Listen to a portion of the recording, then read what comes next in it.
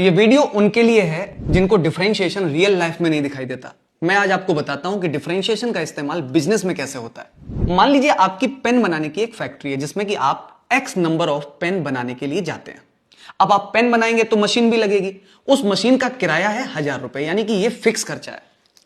और फिर हर एक पेन को बनाने में जो बाकी खर्चा आता है वो ये देखा गया कि वो 5x खर्चा आता है, यानी कि टोटल खर्चा, टोटल कॉस्ट हमारी ये हो गई। ऐसे समझिए कि अगर मैं 2 पेन बनाने जाऊंगा तो 1000 रुपए तो मुझे लगाने हैं। 2 into 5 यानी कि 10 रुपए और लगाने पड़ेंगे। तो ये हो गई कॉस्ट।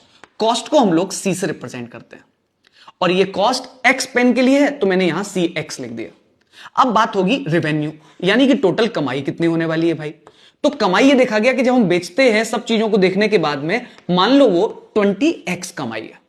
इसका मतलब ये कि अगर मैंने 5 पेन बेचे तो यानी कि मुझे 100 रुपए की कमाई होनी, रेवेन्यू है टोटली। अब बात आएगी इसके बाद प्रॉफिट की। प्रॉफिट को मैंने पी से रिप्रेजेंट किया और उसमें एक्स मैंने नंबर ऑफ पेन के लिए लगा दिया।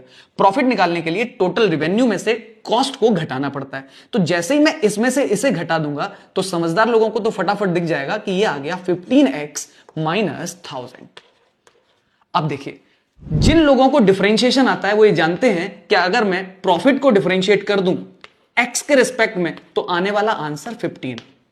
जो मैथ्स को नहीं जानते वो ये समझे कि ये बता क्या रहा है। दोस्तों ये बता रहा है कि हर एक एक्स्ट्रा पेन बेचने पर हमारा प्रॉफिट 15 रुपए बढ़ रहा है। आसान भाषा में समझिए, अगर मैंने आज 100 पेन बेचे और कल मेरा प्लान है कि मैं 101 पेन बेचूंगा तो इसका मतलब है कि मेरा जो प्रॉफिट होगा यहां से यहां तक आने में वो 15 रुपए बढ़ जाएगा। इसका मतलब यह हुआ कि जिन लोगों को मैथ्स आता है ना, उनको मैथ्स का इस्तेमाल, डिफरेंशिएशन का इस्तेमाल बिजनेस में करना भी आता है। ये तो बहुत छोटा सा एक मैंने उदाहरण दिया उन लोगों के लिए जो ये कहते हैं कि मैथ्स का इस्तेमाल रियल लाइफ में कहां होता है।